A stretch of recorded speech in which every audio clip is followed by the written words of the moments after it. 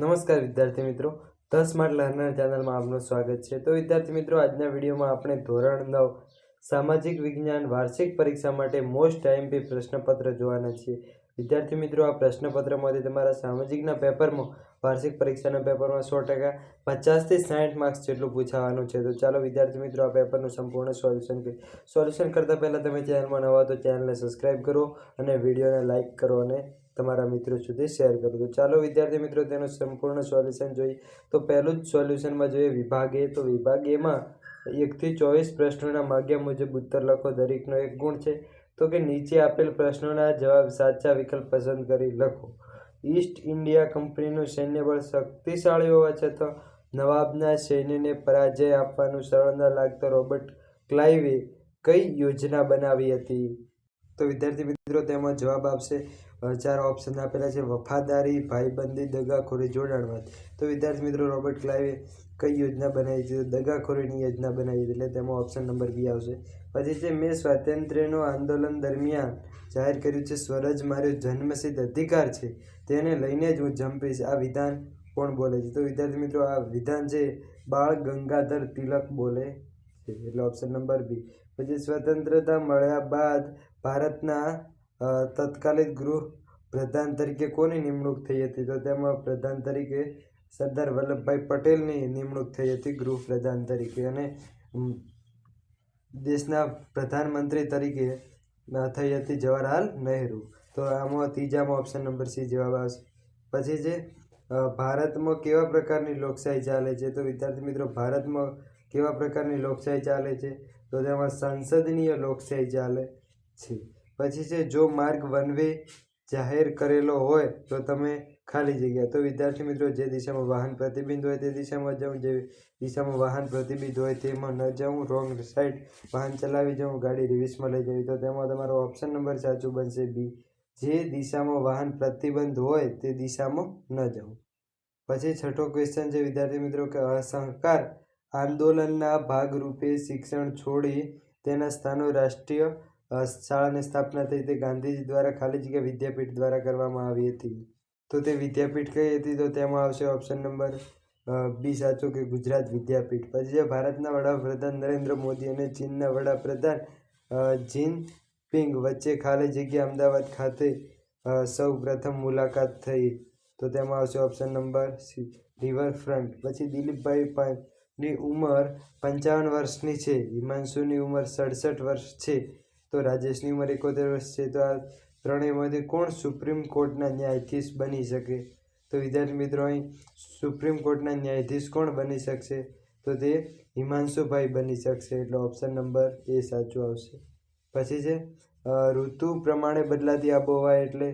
તો તેમાં આવશે ઋતુ પ્રમાણે બદલાતી આબોહવા એટલે મોસમી। પછી જે મધ્યપ્રદેશના રાજ્યના પાટનગર ભોપાલ ખાતે આવેલ યુનિયન કાર્બાઇડ કારખાનું જંતુનાશક દવાનું ઉત્પાદન કરતું હતું, તે ઉત્પાદન પ્રક્રિયામાં ખાલી જગ્યા નામનો એક ઝેરી વાયુ પસાર કરવામાં આવ્યો હતો, MIC નામનો એક ઝેરી વાયુ પસાર કરવામાં આવ્યો હતો। હવે વિદ્યાર્થી મિત્રો છે કે ખરા છે કે ખોટા, તેનો જવાબ આપો।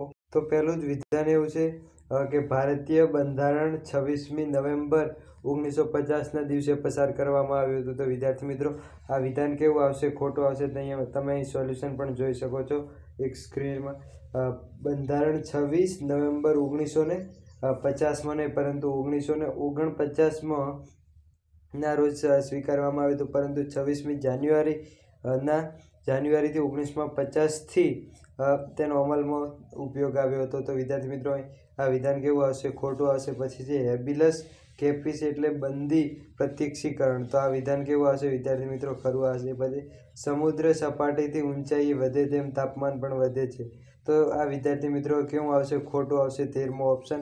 સમુદ્ર સપાટીથી ઊંચાઈ વધે તો તાપમાન ઘટે છે। પછી છે અસમનું કાઝીરંગા એ હામુર માટેનું અભયારણ્ય છે, તો આ વિધાન કેવું આવશે? ખરું આવશે। કાઝીરંગા એ એક શીંગી ગેંડા માટે જાણીતું છે અને એ હામુરનું માટેનું અભયારણ્ય છે।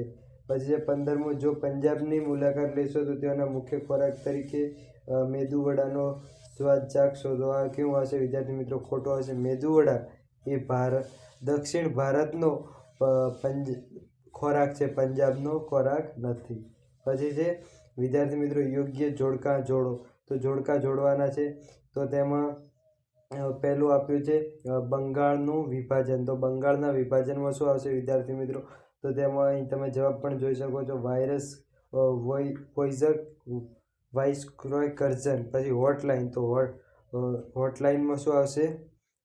તો તેમાં આવશે વિદ્યાર્થી મિત્રો વાહનને સ્ટોપ કરવું. પછી વુલર. તો વુલરમાં આવશે ભૂગર્ભીય ક્રિયાઓથી રચાયેલું સરોવર. અને પાઇન દેવદાર. તો હિમાલયના ઊંચા ઢોળાવ. તો તેમાં આવશે ડી. અને લાલ લાઇટ. તો વાહનને સ્ટોપ કરવું એવો થાય. તો તેમાં આવશે વિદ્યાર્થી મિત્રો ઈ.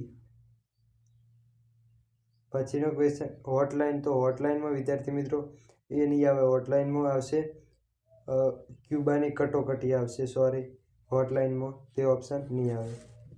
તો અહીંયા ચેકી નાખીએ. પછીનો છે ક્વેશ્ચન નીચેના પ્રશ્નોના 1-2 વાક્યમાં ઉત્તર લખો. સંયુક્ત રાષ્ટ્રોએ 10 ડિસેમ્બર 1948ના દિવસે કયા દિવસ તરીકે ઉજવવામાં આવે છે? તો માનવ અધિકાર દિવસ તરીકે ઉજવવામાં આવે છે 10 ડિસેમ્બરનો. વિદ્યાર્થી મિત્રો આમ દરેકે દરેક ક્વેશ્ચન સ્ટોપ લાઇન એટલે શું? તો વિદ્યાર્થી મિત્રો સ્ટોપ લાઇન શું છે? તો તે ટ્રાફિક સિગ્નલ પાસે રોડ દોરેલી આડી એક પટ્ટી છે જે લાઇટ આવે ત્યારે તેને ઊભું રાખવા મર્યાદા દર્શાવે છે. તો આમ દરેકે આ 21 થી 24 પ્રશ્નોના જવાબ પણ તમે નાનકડી સ્ક્રીનમાં જોઈ શકો છો. તો વિદ્યાર્થી મિત્રો બાકીના ક્વેશ્ચન વિભાગ બી 2 ગુણના પ્રશ્નો પણ મોસ્ટ આઈએમપી છે. આ દરેકે દરેક પ્રશ્નો નોંધીને તમારે તૈયાર કરવાના રહેશે. અને વિભાગ સીના પણ મોસ્ટ આઈએમપી પ્રશ્નો છે. તો આ દરેકે દરેક પ્રશ્નો તમારે ધ્યાનથી સમજીને તૈયાર કરવાના રહેશે. વિદ્યાર્થી મિત્રો વિડીયો પસંદ આવે તો વિડીયોને લાઇક કરો અને ચેનલને સબસ્ક્રાઈબ કરો. અને આ દરેકે દરેક પ્રશ્નો તૈયાર કરી લેવા. આમાંથી 100% તમારી પરીક્ષામાં 50 ગુણ આસપાસનો હશે. Thank you.